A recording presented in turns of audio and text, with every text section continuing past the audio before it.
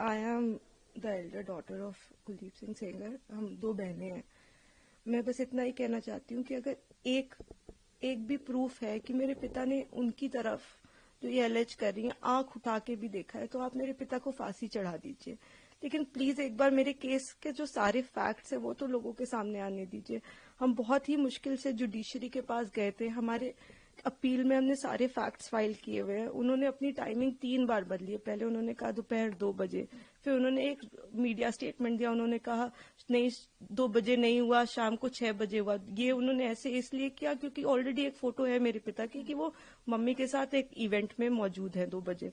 फिर फाइनली उन्होंने जब एफआईआर लॉन्च की उसमें समय बदल दिया, 8 से 8:30 कर दिया। रिकॉर्ड पे है कि जो मेरे फादर की लोकेशन है, वो जो अलेज कर रही है जो जगह, उससे 17 किलोमीटर दूर मेरे फादर की लोकेशन है। वो खुद उस वक्त फोन पे बात कर रही हैं जिस वक्त उन्होंने ये टाइमिंग अलेज की है। तो इतने सारे सबूत होने, एम्स की रिपोर्ट है जो बता रही है कि वो 18 साल के ऊपर है और वो खुद को माइनर 15 साल की बच्ची बताती हैं। मैं बस ये आपके माध्यम से कहना चाहती हूँ कि मैं समझ रही हूँ कि आपकी भावना एक तरफ जुड़ी हुई है क्योंकि आपने ये सारे फैक्ट शायद कभी सुने नहीं है और ना किसी ने हमें नहीं अप्रोच किया कि आप अपना आपके फैक्ट्स क्या है। किसी ने उनसे कभी पूछा कि आप एक सबूत दिखा दीजिए कि आपकी तरफ कुलदीप सिंह सेंगर ने कभी आंख उठा के भी देखा। मैं कह रही हूँ अगर वो दिखा दे तो फांसी दे दे, लेकिन आप इस तरह का अनड्यू प्रेशर बना के, वो उन्होंने क्या किसी को बताया कि वो एक पॉलिटिकल पार्टी से एसोसिएटेड है? 2022 में उनकी माँ ने विधानसभा का चुनाव लड़ा हुआ है उन्नाव से। ये सब चीजें वो नहीं बताएंगे क्योंकि वो सब चीजें उनके नैरेटिव को सूट नहीं करता। हम भी 2 बेटियां हैं, 8 साल से ड्यू प्रोसेस, मतलब हम कभी धरना देने नहीं बैठे, हम कुछ नहीं किया, हम ड्यू प्रोसेस पे विश्वास रख के, और आज भी हमें पूरा विश्वास है कि अंत में, क्योंकि हमारा केस इतना स्ट्रांग है, अंत में हमारी जीत होगी। लेकिन 8 साल हो गए। मैं आपसे हाथ जोड़ के विनती करती हूँ कि प्लीज एक बार मेरिट्स पे हमारा केस सुन लिया जाए। हम कोई दरिंदे नहीं है, हम भी नॉर्मल परिवार हैं, और वो हमें कुछ भी पावरफुल बोल ले या कुछ भी कह ले, असल बात तो यही है ना कि 8 साल से इतने सबूत होने के बावजूद वो जेल में बंद है क्योंकि एक बार आपने ऐसा झूठा इल्जाम उन पे लगा दिया। मैम, और जो आप फैक्ट्स की बात कर रहे हैं,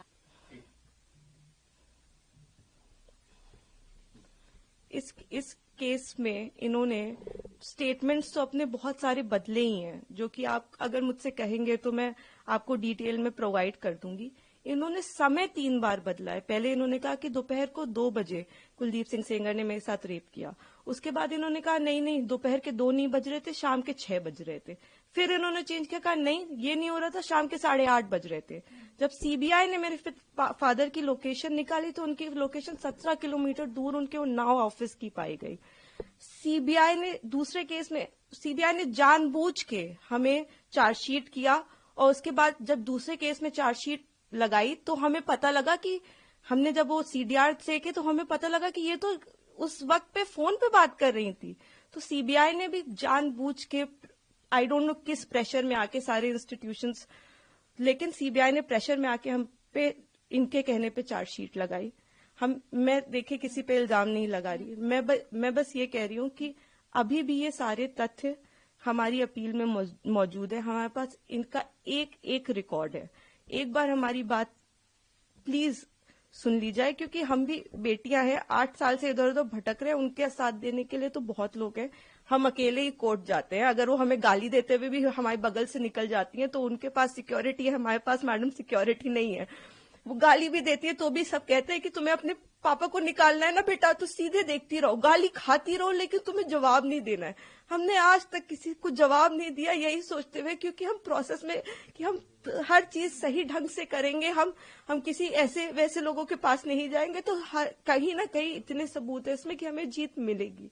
तो हम उसी का इंतजार कर रहे हैं। हमारी बस हाथ जोड़ के यही कि हम बिल्कुल विश्वास करते हैं, हम सारी संस्थाओं पे विश्वास करते हैं, लेकिन मैं बस इतना प्रे करना चाहती हूँ कि किसी के प्रेशर में आके कोई काम ना हो। आप सबूत देख के काम करिए।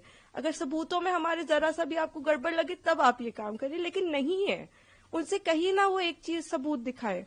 वो बोलते हैं कि ट्रक वाला जो एक्सीडेंट बताते, कितनी मिस इन्फॉर्मेशन है कि 11 बार कि हो सकता है IIT दिल्ली, CBI, NHRC सारी की एक्सपर्ट टीम बनाई गई थी इसमें, सबने पाया कि वो नेचुरल एक्सीडेंट था। मेरे फादर उस केस से डिस्चार्ज हो चुके हैं, लेकिन आप देखिए आपको कोई मीडिया चैनल नहीं बताएगा कि मेरे पिता उस केस से डिस्चार्ज हो गए थे जिसमें वो कह रही हैं कि लोगों को मरवाया। आज भी आपने यही नैरेटिव बना रखा है कि लोगों को मरवाया। मतलब इतना झूठ, इतना मिस इन्फॉर्मेशन है वहां पे कि मैं बस रिक्वेस्ट करना चाहूंगी, प्लीज किसी तरह का मिस इन्फॉर्मेशन मत फैलाएं। आपके जैसे भी सवाल हो आप मुझसे पूछ लें। आप फादर की डेथ की बात करते हैं, मेरे पिता उस वक्त टाउन में ही नहीं थे, he was not even present in Unnao. ये भी एलिगेशंस लगाए गए हैं।